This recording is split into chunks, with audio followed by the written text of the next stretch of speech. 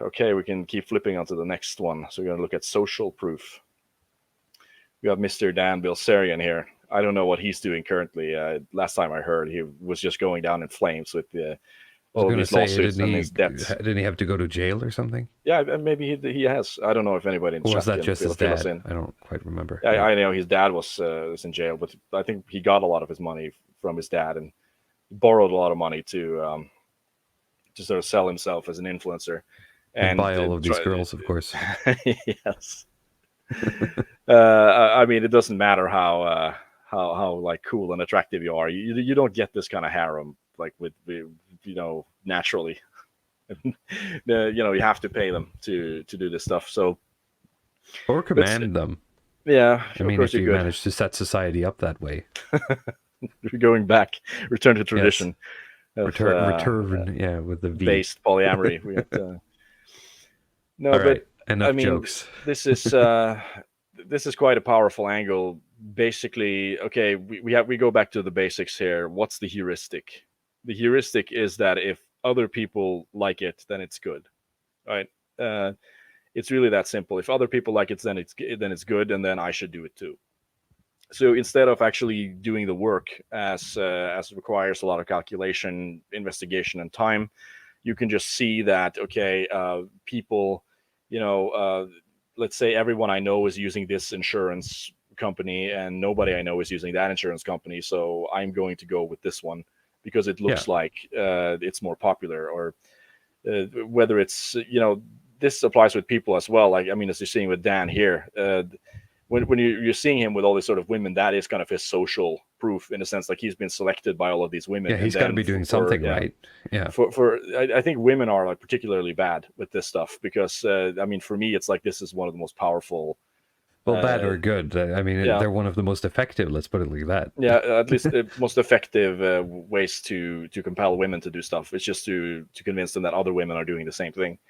I feel like that's like almost their entire MO of how they operate. So, like this is something. If there's a pro tip, something I just recommend for people who are, if you're trying to meet women, I'm not just gonna go into this, pickup. I mean, I watched the Red Hawk Distributist recently. I'm not going to try to advocate pickup artistry or anything like that. But eventually, you're going to have to meet other people, right? And sometimes it's hard if you're by yourself. Right? It's really difficult if you're showing up to a club or some social event and you're all alone.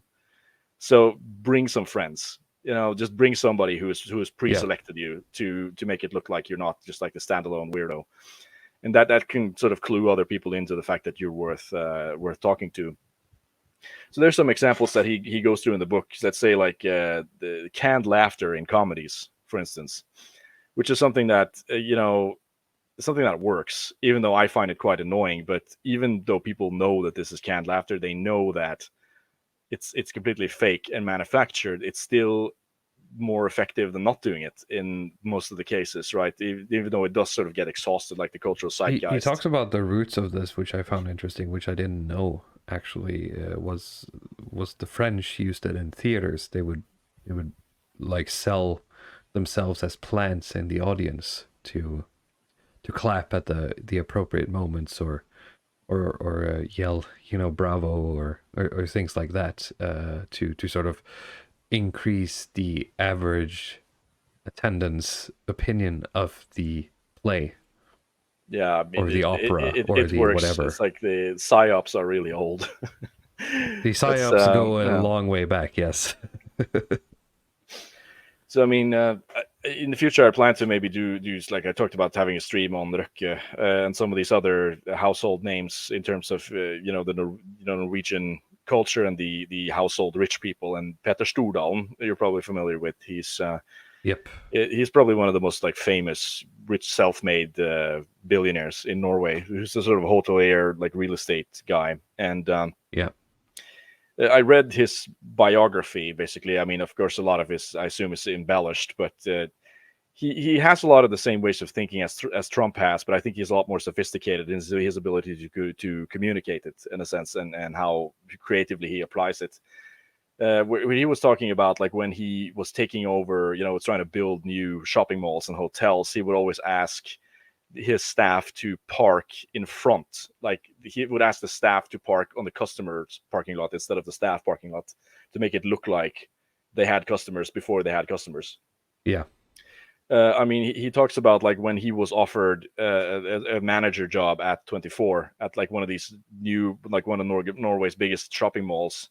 He basically would, not pay people. He would ask people to sit and call into his office that were like people in his family who would constantly like put on fake accents to call into his office through. I mean, this was in the, long ago, right? So they didn't have regular cell phones or they had like switchboards where there would be women operating the switchboards that would just bring the phone call into from the building into his office. And this was basically so to create social proof. Create the illusion, create social proof to the women operating the switchboards, and that would have like this kind of cascading effect of the women operating the switchboard kind of having the impression that he was like this really important guy that people had pre-selected and so on. Let's see. I mean, you see it with social media. I guess it would be another thing that's more familiar to people. You look at likes, for instance, on a YouTube video, or you likes, dislikes ratios on Twitter and so on. I mean, what is that? Remember to like this video, by the way. Other than social proof. I mean, you use that to sort of gauge who's worth engaging with and who's not worth engaging with, which is something that's different, in this iteration of the internet than previously. I think this is something that Charlemagne noted in one of his videos, that in the sort of Web 1.0, you searched on Google and you just found forum posts. Yeah. And you just read the forum post and it's sort of take it or leave it, right? You have to look at it on its someone merits. like put this out there, and the only thing that verifies it is whoever posts below him, right? Yeah. Calls him a retard. And now it's basically, more democratized in a sense that you have the upvote system or the like system, and social proof is everywhere. Like it's very prevailing on the internet in terms of reviews. And this is something that, it can be very easily faked. In a sense, you just, like you said, you just pay people to do this for you. And even if you think this is like all of the principles on the list here, if you think you're immune, you're wrong. Basically, even if you know that this is a trick, you're still prone to fall for it, right? So that's the that's the interesting part. He talks about the story of Kitty Genovese, which I don't know if you're familiar with. It's like the woman who was sort of murdered in front of like thousands of people in New York, where I didn't realize that was the name until he talked about it, but I did, like, it rung a bell when I encountered it in the book that, oh yeah, it's this story, right? Yes. And I mean, he basically says, I mean, if you look at the media headlines, then it's all about, how city life makes people cold, and, people have become so cruel in modernity and so on. I mean, this was even in, if you read Watchmen, right? I think the character Rorschach is like one of these more hardcore vigilantes. He has like a monologue about the Kitty Genovese story as like his motivation for doing what he does. But like Cialdini basically explains it as, like, this is not about people being evil, but it's more about mass psychology, where in that case, like there's no one to guide the feminine mass, in a sense. Like nobody knew what they were supposed to be doing. In this case, everybody was just paralyzed, because if one person is just standing there looking on, then the next person is just going to come and stand and look on as well. So there's no one really setting an example as to what they're supposed to do, and that puts the crowd in a sort of paralysis, in a sense, because everybody is just using everybody else to orient themselves on what they should be doing. And because most people are not doing anything, then that means everybody else is not doing anything, if that makes any sense. So it's like this very compounding effect of paralysis of the crowd. The bystander effect. Yes. And that's, I mean, at least in Cialdini's mind, it kind of goes under the idea of social proof, where it has the same underlying mechanic. Then he brings up like the Jonestown suicide, drinking the Kool-Aid, in a sense. I mean, this is both a case of the social proof, in the sense that I drink the Kool-Aid because everybody else is drinking the Kool-Aid. But he also brings in, he circles back to reciprocity, where he mentioned that the cult leader was very good at making people indebted to him by using favors, in a sense. And the people who got out of it without drinking the Kool-Aid had basically been insistent on not accepting favors from him, because they thought he was fishy and so on. So he argues that maybe if they had accepted it, they would be more inclined to actually drink the Kool-Aid and kill themselves. Yeah. Right. I think I don't have that much more to say on social proof. Do you have anything you wanted to No, close I this one I out think with? social proof is one of those things that are very apparent. You know, we it's a very very overt part of of human society. Yes. So I think a lot of people uh, are aware of how it works, but it's important to sort of try to catch yourself when you're being influenced by it. Catch yourself when you're being influenced by it, and if you want to be really smooth, try to have this in the back of your head when you're interacting with people socially, right? Because it's influencing you, it's also influencing other people. So when you try to approach situations, how am I approaching this in terms of social proof? Am I just walking up Exactly. to people like a total weirdo, right?